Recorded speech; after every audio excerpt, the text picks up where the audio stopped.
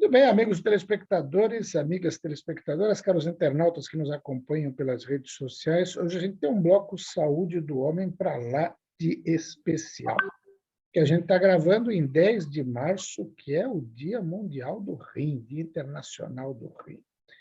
Essa figura aí atrás de mim é emblemática, mas quem vai falar sobre ela e explicar detalhes sobre o autor, a época em que ela foi desenhada, os estudos anatômicos aí, é o professor Dr. Marcos Tobias Machado. Professor, muito obrigado por atender ao pedido para essa entrevista especial de hoje, né? Sempre bom estar aqui com você, Joaquim. Excelente. Vamos em frente. Maravilha. Falando do Dia do Rim, o que é essa imagem, professor? Ah, essa é uma das primeiras imagens anatômicas do rim desenhadas nos trabalhos de Leonardo da Vinci. Né? Da Vinci nasce no final do século XV, começo do século XVI, 1490, mais ou menos, né? Próximo a Florença.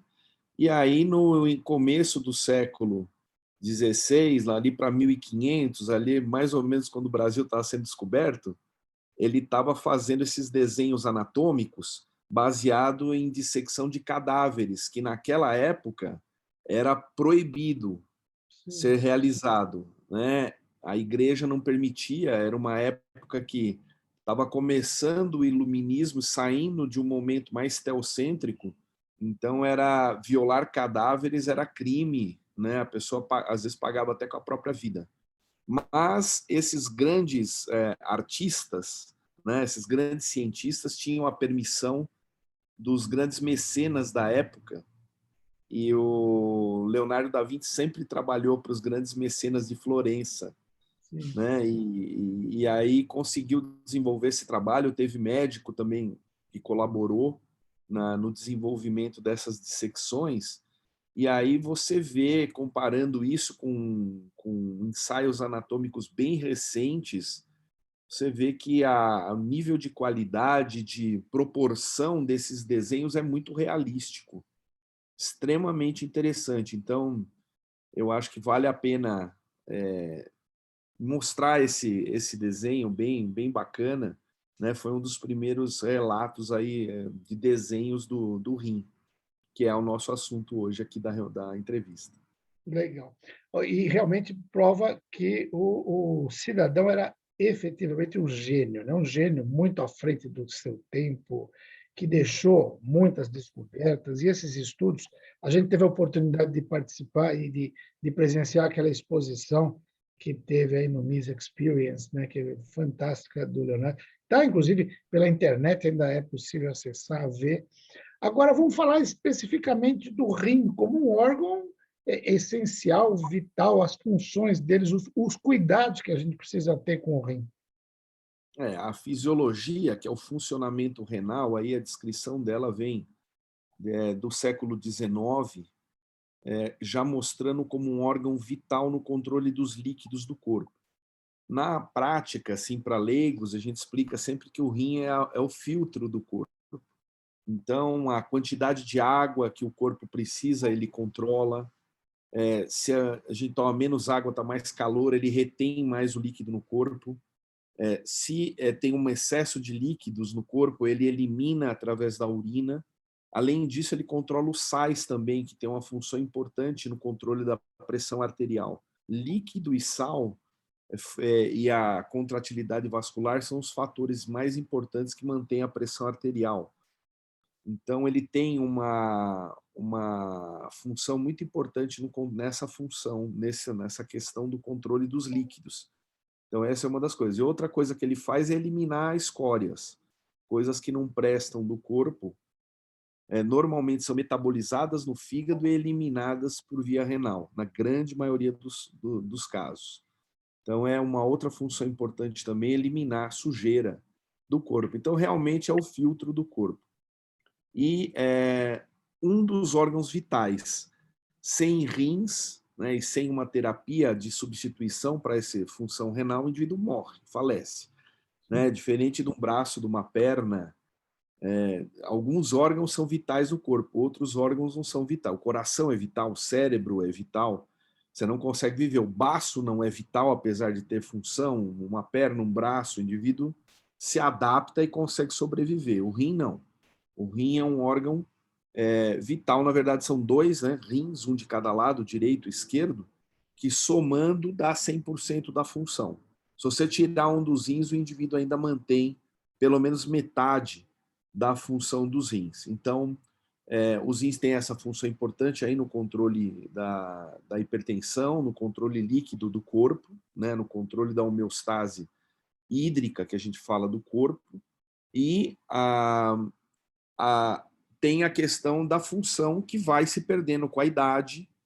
Existem doenças que vão afetar, né, o funcionamento dos rins. As principais são a pressão alta, a hipertensão arterial e o diabetes. São doenças que vão minando, vamos dizer assim, vão causando doença crônica no rim. São doenças que normalmente iniciam ali por volta de 30, 40 anos de idade, né? No diabetes tem o diabetes tipo 1 que inicia mais cedo, né? E algumas hipertensões raras que iniciam mais cedo, mas em geral por volta de adulto mais maduro, e que vão lesionando o rim se não forem tratadas. E normalmente essas afecções são afecções sem sintomas, É isso que eu ia né? Tanto perguntar, né? Não tem sintoma, né? esse que é o perigo. A hipertensão arterial fala que é um inimigo silencioso. É aquele inimigo que está ali do teu lado e você não está vendo. É. Então, para ver, tem que fazer check-up. O diabetes também começa com uma resistência à insulina, praticamente não tem sintomas, e à medida que vai piorando, começa a ter sintomas, já está numa fase mais avançada também. Uhum. Então, ambas as doenças são o principal fator, além da idade. Obviamente que a idade você não tem como mitigar a idade, É. mas os outros fatores sim. E isso são das doenças que a gente fala, tratadas pelo nefrologista, as doenças clínicas. E tem também as doenças que o urologista trata, que são as doenças cirúrgicas do rim, pedra nos rins, tumores renais, doenças que o indivíduo nasce já com dilatações renais. Então, isso pode levar também à perda de um, de dois rins ou de parte do rim anatômica do rim, né? Se opera um tumor renal, tira uma parte do rim, você está removendo parte da função renal. Correto. Então, a gente tem essas, vamos dizer, essas doenças que você pode prevenir também, através de um simples exame de sangue, que é a creatinina, e um exame de imagem, que é uma ultrassonografia, que é uma triagem inicial. Então, isso, tanto clínico quanto o nefrologista, já num cenário mais de doença mais especializada, e do urologista, podem fazer a prevenção, o check-up, com prevenção dessas doenças, né? Extremamente simples, né? Exames inócuos, não invasivos, e que permitem que a gente detecte precocemente esses problemas. Legal. Quer dizer, a importância do check-up anual, pelo menos uma vez por ano, passar com o médico, ele solicitar esses exames, esse que você falou da creatinina. Eu sei porque eu fiz o meu semana passada, tá? Graças a Deus está tudo perfeito, está tudo bom. Mas, assim, saber tudo isso, ter essas informações e para se cuidar, porque, como você disse, não tem sintoma. Você falou de cólica renal. Essa, quando tem sintoma, também é porque as pedras já estão ali, já estão se movimentando ou querendo ser É, expulsas, e aí a dor é insuportável, né? normalmente, quando vem cólica renal, é uma situação mais fácil, mais simples para o médico, porque o paciente vai vir ao médico para fazer o diagnóstico dessa doença aguda, que é uma dor insuportável mesmo, e a gente faz os exames que tem que fazer. O problema é esse indivíduo que teve uma cólica renal sumir e nunca mais aparecer. E Sim. às vezes desce uma pedrinha que a urina está passando em volta, mas começa a obstruir parte da drenagem renal, e o indivíduo pode perder o rim até por um cálculo, ou às vezes um cálculo no rim que não se movimenta, mas que vai aumentando de tamanho, começa a dar infecção urinária, o indivíduo trata e deixa passar e vai deixando, é a hora que vê, esse cálculo já tomou o rim todo e o indivíduo já perdeu o rim. Certo. São situações mais críticas que a gente acaba vendo no hospital público. Na clínica privada, ou pacientes que vêm fazer check-up, exames, é raro a gente ver essa situação, mas existe, né? Há 2 meses atrás mesmo eu fiz uma outra comunicação também, falando de 2 casos, 2 pacientes esclarecidos, e que mesmo acompanhando tal, acabaram perdendo o rim, tive que remover. Sim. Então, não custa nada estar sempre fazendo check-up, sempre avaliando, no sentido da gente preservar o máximo possível, né? A gente fala que enquanto não chega em 20%, ou seja, metade de um rim é 25%. Com 25%, o indivíduo não vai à diálise.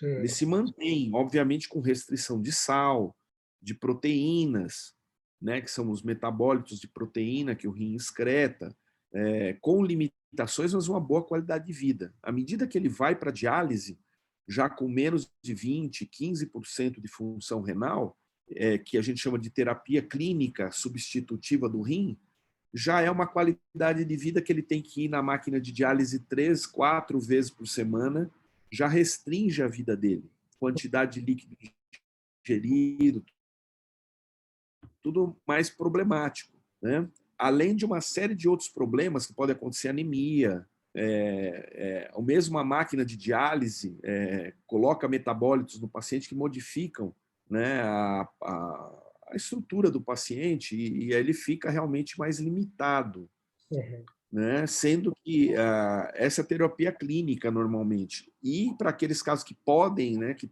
têm uma boa saúde, esperar o transplante, que é uma terapia mais definitiva, que dá uma qualidade de vida melhor para o paciente, ainda que tenha que receber imunossupressor, que também não é uma coisa maravilhosa, pode ter infecções, pode ter uma série de problemas. Correto. Então, veja, a gente evitar essa condição, que é uma condição que não é aguda, raramente vai para uma condição aguda que perde um rim agudamente. Normalmente é uma situação insidiosa, é crônica, leva anos. Então, a prevenção com uma simples consulta, e aí o médico avalia, olha, você tem que voltar a cada 3 meses, cada 6 meses, uma vez por ano, uma vez cada 2 anos. O médico avalia, baseado num achado de simples exame físico, né, história clínica e exames muito, muito básicos. Tá? Então, eu acho que vale essa mensagem aqui para o pessoal que está assistindo, que fazer o check-up aí vai, com certeza, prolongar a vida, preservar melhor essa função deste e de outros órgãos vitais do corpo, e é extremamente importante e fácil de ser feito. Correto. Principalmente agora que a gente está quase que saindo aí da pandemia, já está liberado o uso de máscaras em locais abertos, em vários pontos, mas muita gente deixou de fazer esse acompanhamento nesses últimos 2 anos, né? Então, mais do que nunca, está na hora de retornar, correto? Com certeza. Eu acho que a gente tem que, com todos os cuidados que tem que ser tomados em locais com aglomeração, essas coisas todas, voltar às atividades. A gente já não tem mais um cenário de pacientes muito graves internados nos hospitais, ainda estamos durante a pandemia, tá? Deixar claro isso, mas aquela situação grave em UTIs, que o indivíduo ficava um mês na UTI ou mais, às vezes, está bem mais restrita, né? A gente sabe que essas variantes de vírus que estão aí hoje são mais infectantes, então elas transmitem com muita facilidade, mas não estão gerando casos tão graves como foi gerado no início. E as pessoas também estão imunizadas, né? Estão vacinadas, né? Fica aqui a mensagem para que se vacinem. Eu até fiz uma outra postagem no Instagram super interessante de um estudo que mostrou que aqueles indivíduos que já tiveram Covid e foram imunizados têm uma imunização muito maior para essas novas cepas. Então, mesmo quem teve a doença, que teve com aquele tipo de cepa inicial, vale a pena ser imunizado para que tenha, então, essa imunidade mais ampla, né, que é a superimunidade, que chama, Sim. que alguns indivíduos têm quando recebem, já tiveram a exposição e aí são reexpostos, né? A gente fala reapresentação de antígenos, aí eles produzem anticorpos com muito mais facilidade, protegendo dessas novas cepas. Então, além de tudo isso, permitindo que se volte praticamente à vida normal que a gente tinha. Então, não tem justificativa, né? Deixar de ir ao médico por conta disso. Toma os cuidados, vai à sua consulta, faz os seus exames de rotina, que está prevenindo doenças muito mais até do que a chance de ser infectado pelo próprio Covid, né? Obviamente tomando as precauções, né? O início foi um pouco diferente, a gente tinha muito medo e receio Correto. e não sabia da real gravidade. Então, era uma situação que realmente foi indicado não ir a hospitais, né? Se locomover o mínimo possível. Foi uma situação um pouco diferente do que a gente está vivenciando hoje. Tá?